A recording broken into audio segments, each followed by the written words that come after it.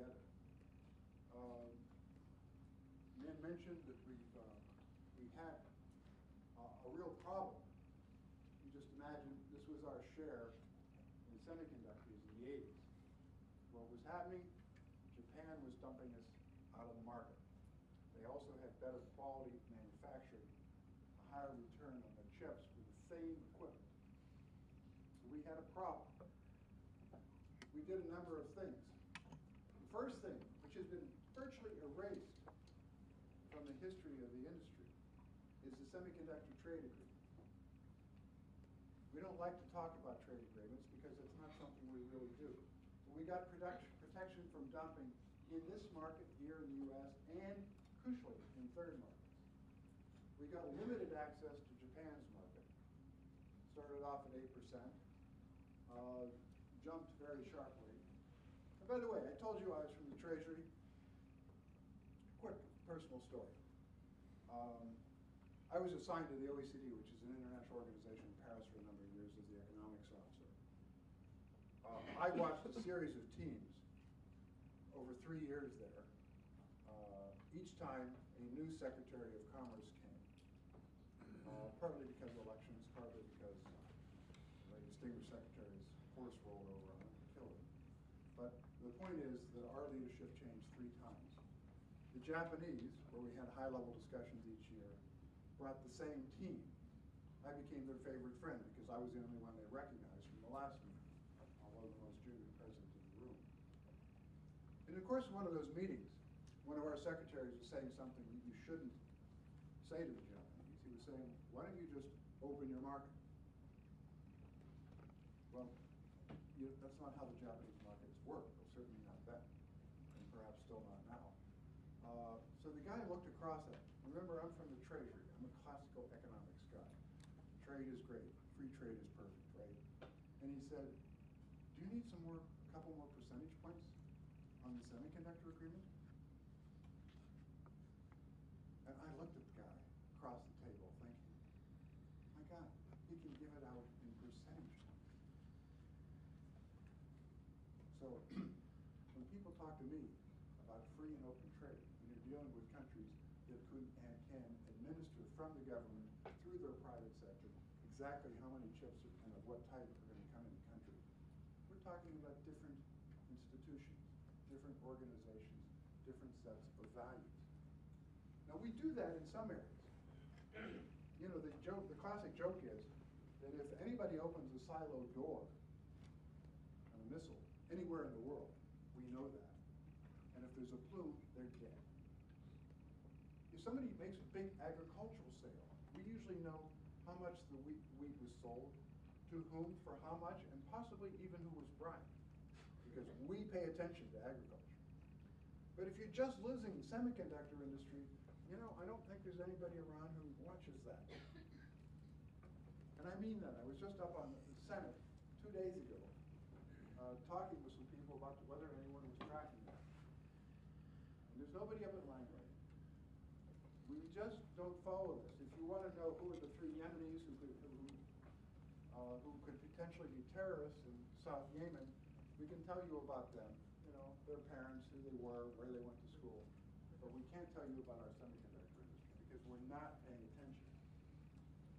So, this is one of the challenges I think you have up here.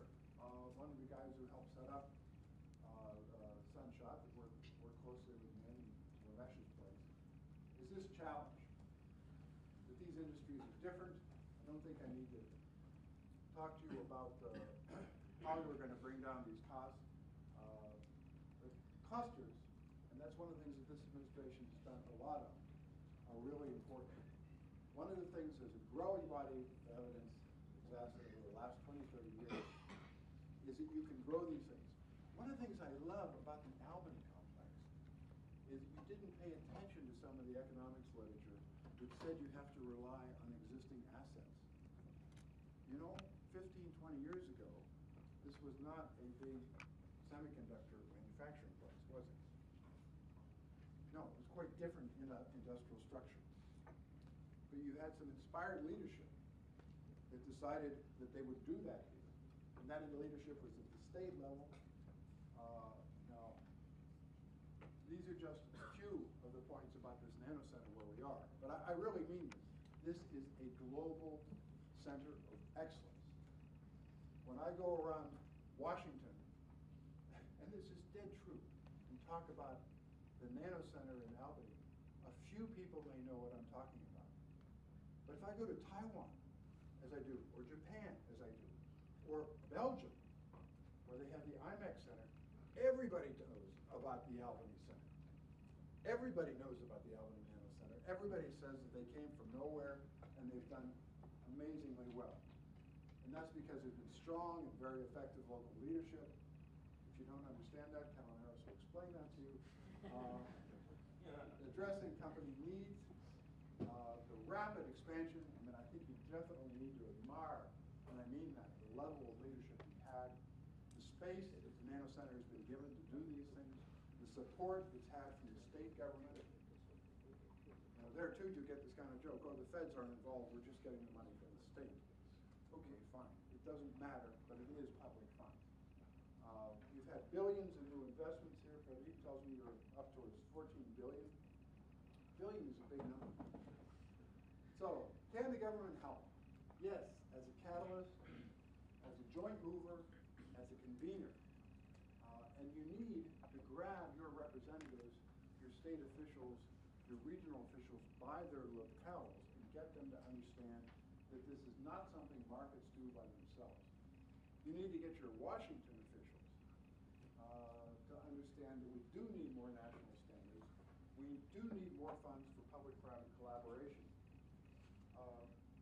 I specialize in innovation policy, and if I want to know, get a detailed report of where we are in the world, I can turn to Singapore, because they track what we do really well. And again, I'm not criticizing any of these countries. They're just on the game. It's like criticizing a sports team for tracking what the rest of the teams they're going to play do. This is one of the problems you have here, and I was debating this a little bit with Pradeep. Other sources of energy get major support and have for years. I think this is the best image of what happens in Washington.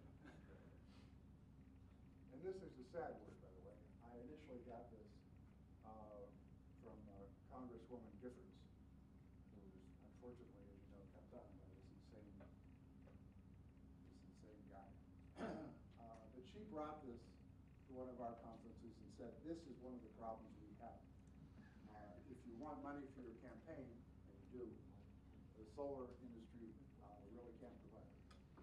So to conclude, and you know, John Kenneth Galbraith, the famous Canadian-American economist, once remarked that about halfway through your talk, you should always say in conclusion, just to give your audience hope.